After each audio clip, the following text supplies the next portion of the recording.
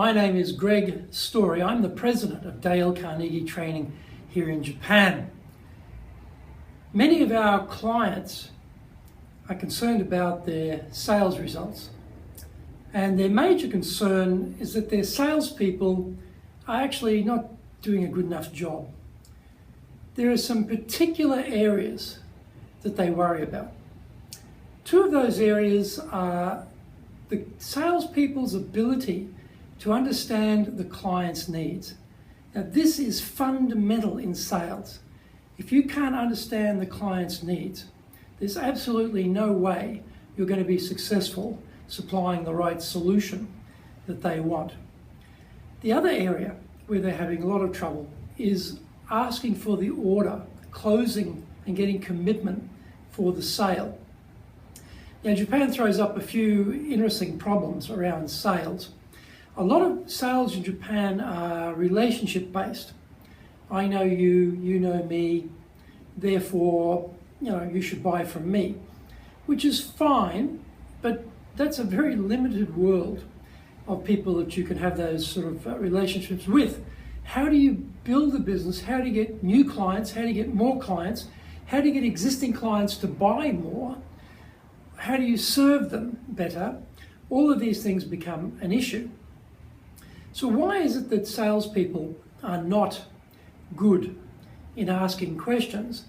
Well, they're too fixated on the product. They're right onto all the details of the features. They know all the facts and the data about the product, and they think that's enough. Well, it's not enough. A fact or a feature or the data point by itself is important, but that's not what the client buys. It's a great typical example in sales is buying a drill. Not that you buy too many drills here in Japan, not much DIY going on in this country, but when we think about it, the drill, it's the weight of the drill, how many drill bits it can take, is it cordless, has it got a cord, color, guarantee, warranty, all these sorts of things. The data points, these are all the features of the drill. The point there, though, is we don't buy a drill. What we buy is a hole created by the drill. Now, is that drill going to go into concrete? Is it going into wood? Is it going into metal? Is it going into brick? All of those things will make a big difference on what type of drill we need. So we're buying a hole for the drill to create. And this is the metaphor. Clients are not buying our product or service. They're buying the solution that our product or service provides. However, are the salespeople talking about that to the client, or are they just going through the formulaic size, weight, color, distribution, delivery times, guarantees, all that type of important data, but that's not what the client's buying. When salespeople don't understand that, they focus on exactly the wrong information.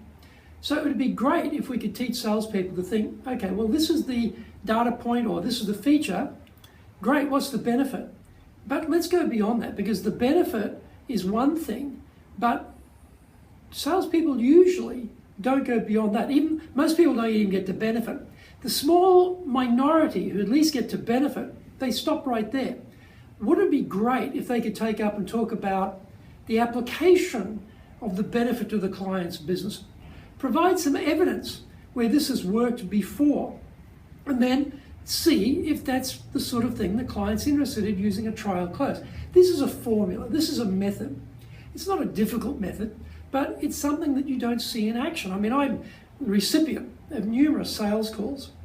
All I get is data points and features, and I never, very rarely do I ever get benefits. I never get the application, I never get the evidence, and I don't really hear about the trial close. So there are things that work in sales better than others. The other end of the equation is the asking for the order. Why don't salespeople ask for the order? Well, they fear rejection. They hate having someone say no, because they take it personally.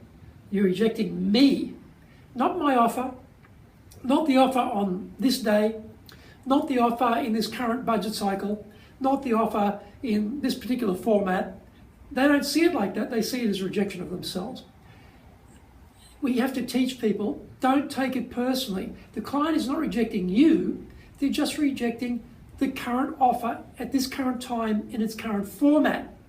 And there are certain ways that are not high pressure to ask for the order. You know, the sort of pushy salesperson. Well, who wants that? Nobody wants that, and we certainly don't teach that. Well, we're talking about a solution push, if anything. And so when you get to the closing stage, we get to the ask for the commitment stage. How do we do that in a way that is comfortable for both parties? Because we're looking for a long-term relationship here. We're looking for a partnership here, not just looking for one sale. So salespeople in Japan particularly seem to be weak in those two areas.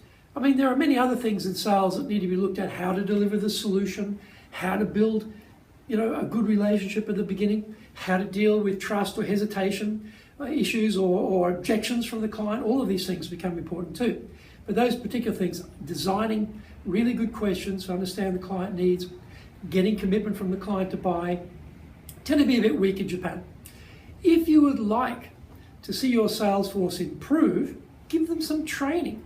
The vast majority of Japanese salespeople are untrained. No wonder they're having such a hard time.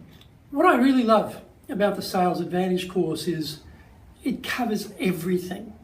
From the start, from getting ready, the prospecting, right through the sales cycle to after the sale. And what I also like about it is it's structured in a way. They're simple structures, but they're structures. Most salespeople have no structure. They're winging it the whole time, flying by the seat of their pants. At least when you do training in sales with the Sales Advantage course, you learn each section what you need to be doing to be a professional in sales. You also learn the philosophy of sales. And by that I mean thinking about the client's benefit first. Serve the client, make the client's business successful, and inside that success will be our success as salespeople. So the Sales Advantage course, it's a 8-week-long course. It's time-spaced learning. So as you spend a week learning, there's a break. In that break, you go out and you try what you've learned, and you come back and you talk about that experience in the next week or thereafter. So it's broken up into modules over 8 weeks, and it is very comprehensive, very powerful. And this is something that once your salespeople go through this, the stress levels come right down, the productivity goes right up, and the revenues start to come in. And this is what we all want, isn't it? So there's some information in this video about where to find information on our Sales Advantage course. We offer it in Japanese, we offer it in English. We have public courses available, we have in-house courses available. Contact us and then start turning your sales team around. Start getting your sales results going where they should be, and find that there are ways to improve. All they need is the training, the proper training. So I look forward to welcoming your team to the Sales Advantage course. We know this is going to make a big difference for your business. Look forward to seeing you in a course shortly.